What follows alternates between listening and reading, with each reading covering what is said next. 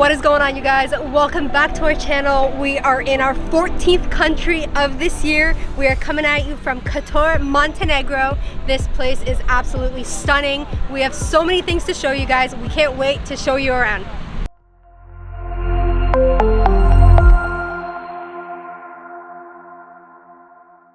We came to the town of Kotor from Dubrovnik, and honestly the bus ride that we took here was so picturesque and so beautiful. I mean, it wasn't that long of a bus ride, but every single moment of the bus ride was incredible. Whether you look to the right or left of the bus, there was beautiful scenes. So if you guys are in Dubrovnik, it's only about an hour and a half, I believe, of a bus ride. So we would definitely recommend that you guys come here and check this town out. It's not too far and it's 100% worth it in our opinion. This year of traveling has been such an amazing time for us, and we have been surprised so many times. We actually visited a whole bunch of places that we never planned on visiting, and Montenegro is one of those places. But we are so happy to be here because, I mean, we'll show you guys just how beautiful this place is, but let me just say that it is gorgeous, and we are just really happy to be able to come here and explore. And yeah, it's one of the places that we never thought we would come to. We are starting off our exploration of Kotor with the old town. You guys are going to see inside the walls. It is extremely beautiful, and there are a lot of medieval features here in Kotor because it used to be a fortified town, and there's a lot of remains and beauty here. You guys can tell right away as you enter. The town is looking beautiful, but not only that, check out those beautiful mountains in the background over there. And later on in the video, we are going to be going on a hike, and we are going to be going all the way up top of this mountain right here that you guys see where the sun is. And we are really excited for that because the views from there are supposed to be amazing. But first, let's check out the old town.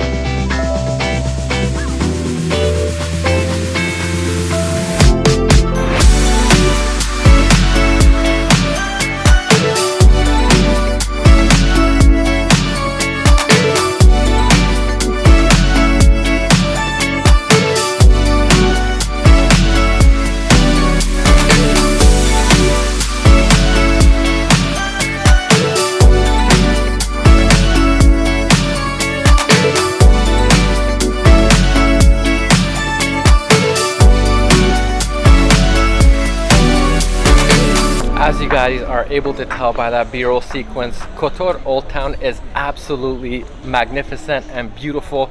But we have explored a ton of old towns in Croatia, and we think it kind of looks similar to the ones we've seen before. So we're not going to spend too much time here, but we can tell you that there's tons of walking tours, and if you're coming here, we definitely can recommend checking it out because it's definitely worth it. But we're not going to spend a lot of time, like I said, in this video exploring because we have already explored it off camera, and we're back today to show you guys a little bit. But yeah, definitely worth exploring. Basically, what you can expect if you're coming to visit the old town is tons of very beautiful cafes, restaurants, souvenir shops, and of course a lot of historical buildings, cathedrals, churches, and all kinds of other historical buildings. And taking a walking tour is a great way to explore everything and learn about the history. We did not take one, but we did do some research on some of the buildings in the old town, and of course it is very beautiful. You see how charming it is. Basically any old town we've been to so far has been similar, like I said before, and just very charming and pleasant to walk through. So we just sat down at this cafe slash restaurant called Cesare, and we ordered a couple coffees because we haven't had our caffeine this morning and we need it. As we're sitting here waiting for the coffees, we wanted to let you guys know that we have seen a ton of cats in specifically the old town, but also around Kotor. There's cats everywhere. There's actually a lot of souvenir shops selling like cat souvenirs, and it seems to be like a really popular thing here. So we looked it up. We're like, what's up with all the cats? And we found out it's actually a symbol of good luck for Montenegro. Because Kotor is located in between the mountains and the sea, there used to be a lot of mice and rats and snakes. I'm assuming there probably still is, but back in the old days, they brought the cats around because they would eat the mice and the rats and they would keep them away. So they became a symbol of good luck for the town. We just got our coffees. As you can tell, Zay got a cappuccino as usual. I got a tiny little espresso, as you can tell right there. And I also got this cake or pastry. I'm not sure exactly what it is. I have not tried it yet. It's called cream pie or something like that. And yeah, I'm excited to try it. It looks really, really tasty. And it'll go perfectly with the coffee. I'm about to try some of this pie. And it looks very creamy and very delicious. And it has like flaky pastry on the top and between the layers. So let's give it a shot. So I've definitely had something that tastes very similar. My mom makes something that is very similar to this, and of course it's really delicious, and like I thought, it goes perfectly with the coffee. So if you guys are here, this is supposed to be something popular, a popular dessert here in Montenegro, so come and give it a try. We have explored the old town as much as we could. Now we are going to go walk along the bay. Right as you exit the gates of the old town, right across the street, you can see the beautiful mountains, the palm trees, and there's a bay right there where there's going to be probably a cruise ship parked all the time. You can see it right here, and there's a whole lot of boats, and they can take you to various different tours to little islands and various places, and there's a ton of them. And we're actually going to be taking a tour right now. We're just going to cross and buy our tickets. Like I said, as you're walking by the bay, there's going to be tons of people like offering you various tours. So make sure if you are planning on doing a tour, ask around and see what kind of tours they are, how long they take, and how much they cost, because they do all vary. We have just crossed the road, and you can see right away there are some trips right here. This one is a sailing trip, and there are a whole bunch of others. All these boats are basically going to be taking you on different trips, and we're excited to go on one of them. We're actually going to go to a 3-hour trip, and we'll let you guys know which island and what we're checking out in a second.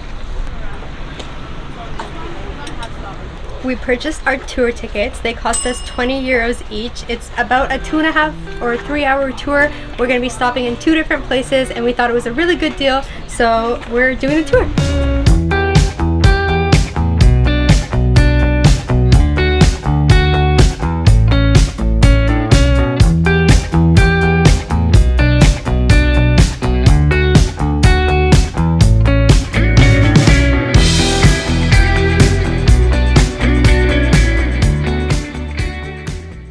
Landed on this artificial man-made island. It's called Our Lady of the Rocks, and it was built in the 15th century, believe it or not. And this place was actually built by seized sunken ships being filled with rocks, thrown here with a bunch of other rocks to build it up, and this place is preserved till this day. There's actually a celebration that happens on the 22nd of July every year. The people come with their boats and throw rocks to preserve it. It is so stunning, it's so beautiful. Our boat dropped us off. We have about 30 minutes to explore, so let's go explore.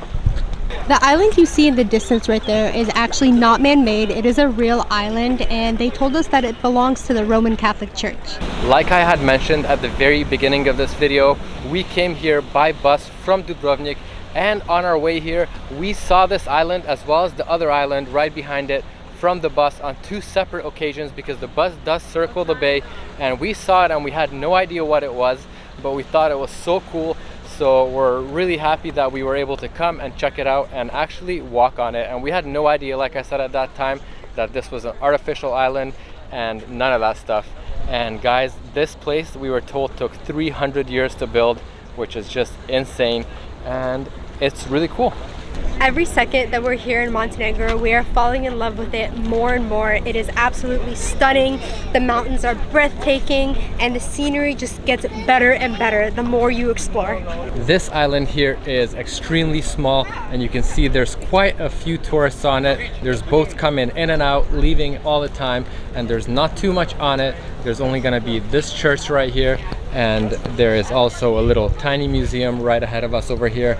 And the purpose of this island back in the day was actually to protect the entrance of the bay, along with the little town that we are going to be visiting right after. That was also purposed so it will protect the entrance of this bay. This island right here was the first stop of our tour, and next up we are going to be going to the small town just right over there behind that boat. It is called Perast, and we will tell you more once we get there.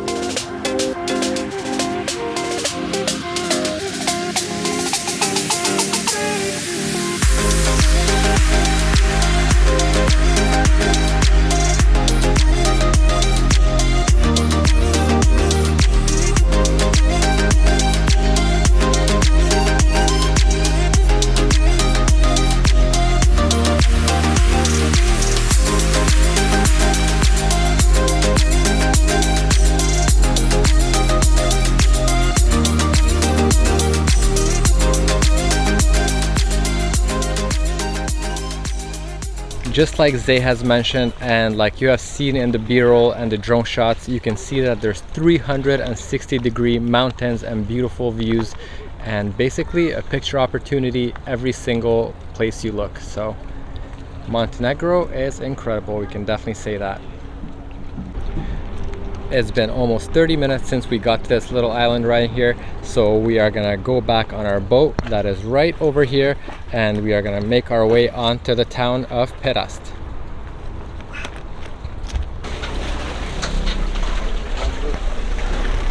We have made it to the town of Perast. We have an hour to spend here, and a fun fact that they told us on the boat is that the wealthy families of this town back in the old days each had their own church. So there's 20 churches in this town alone. Right in front of us you can see St. Nicholas Church, and this church is actually the biggest church in this town with the highest bell tower.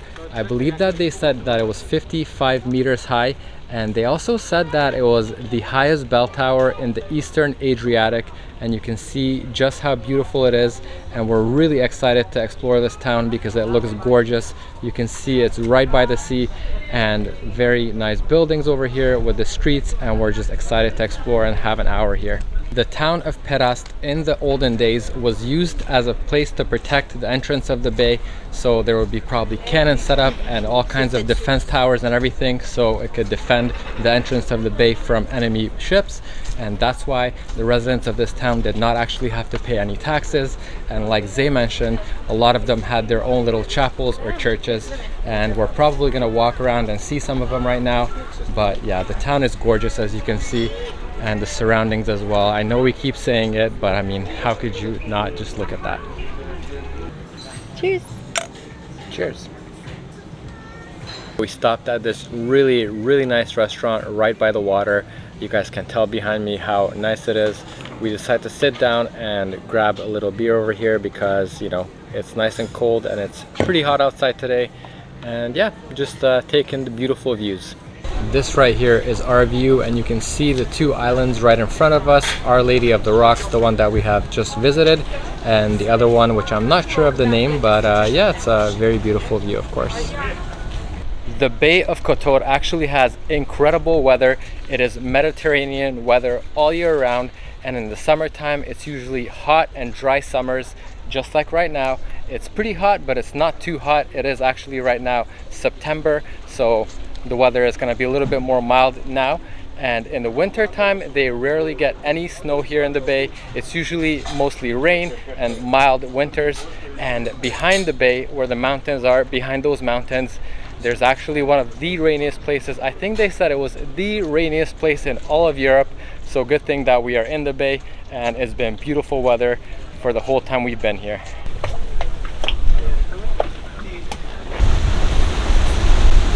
Just like that, a short boat ride later, we are back in the port of Kotor, and now we are going to go on that hike that we told you about at the beginning of the video to the best viewpoint in Kotor, and it's actually right behind me, right up all the way there, and we can't wait to show you guys.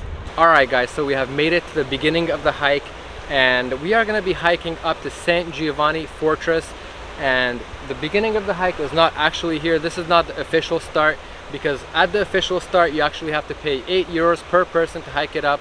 But this morning when we were exploring the Old Town of Kotor, we actually met two viewers on just sitting by a bar or a cafe, and their names are Eula and Lauren, and they told us about this place right here. It's actually a side where you can go up here and you don't have to pay anything. By starting the hike out on this trail, you actually save not only money, but it's not as crowded, and the views are supposedly better, but we'll have to see that for ourselves. And if you type in the start of the Kotor ladder into Google Maps, it'll actually take you exactly where we're standing right now, and you can save yourself the money, and you're not going to be hiking upstairs. It's actually going to be like a gravel road. So we're really excited to start and get up to the top. You can see just how beautiful the views are over here. The sun is actually already set behind the other mountain, but there's 2 hours until it officially sets fully. But the sun is right behind that mountain in the distance over there. And yeah, we're really excited to get up there. You can see the fortress walls up here, and it's supposed to be really cool, so we're just really excited. Also, I grabbed a sweater because the weather in the mountains drops quickly, and it is about 27 degrees right now, and by the time we start making our way down, it's going to be like 20 degrees, and that's too chilly for me.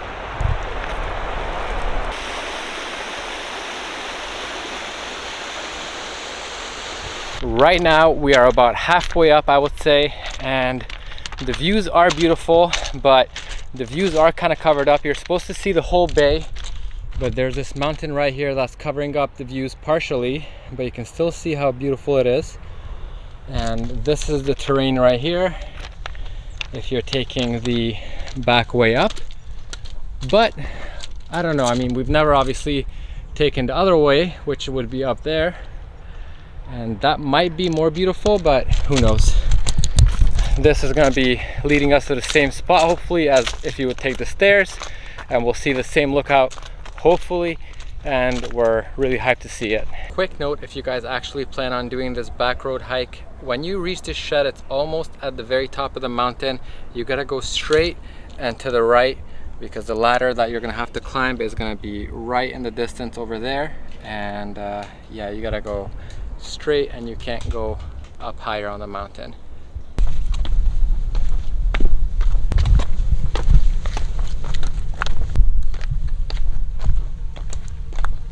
We are right up at the top, pretty much. It's all the way up there where we're supposed to be, but we have not been able to enter yet. But we came upon this interesting church over here. It looks abandoned, and it looks like it's a whole town almost. You can see the walls over here. It's all been like torn down and fallen down, but it's very interesting.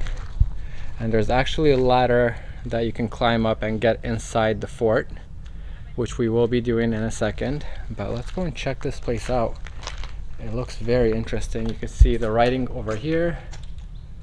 I'm not sure what it says, but here it is. You can kind of still see the painting on the roof. It's blue, but it's very interesting and cool.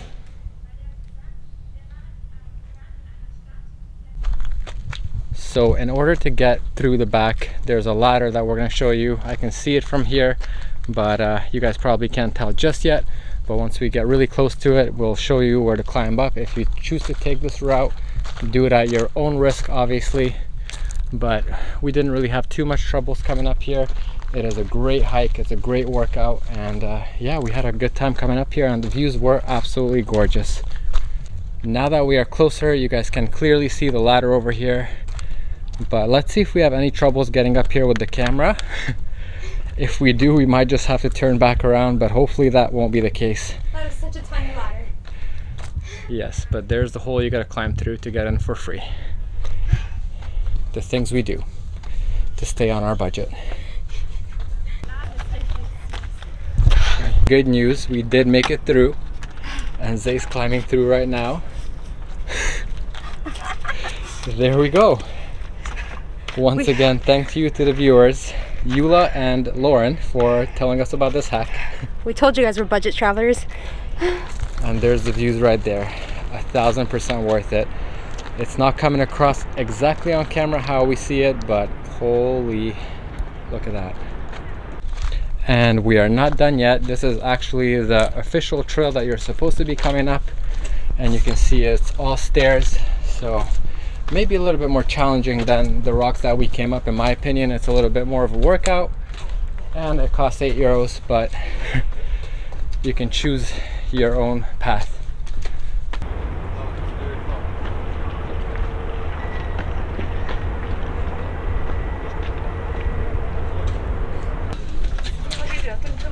If you didn't bring water with you, there's somebody selling drinks when you get to the top.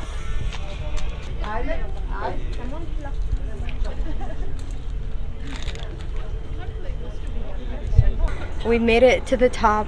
It was definitely worth the hike, worth the sweat. We're basically at the highest point. There's like a couple more steps that you can go up, but there's a bunch of people up there, so we're gonna stay in this area. The view is spectacular, it's stunning, it's breathtaking. It is so worth it. If you have the opportunity, please do come and do this hike. If you want to pay the €8, walk all the way up the stairs, but walking up the few stairs that we had to get up here was hard enough, so I would suggest doing what we did and take the back road. But that is it for today's video, you guys. If you enjoyed it, please leave a comment down below, like the video, and subscribe. We will see you guys in the next one.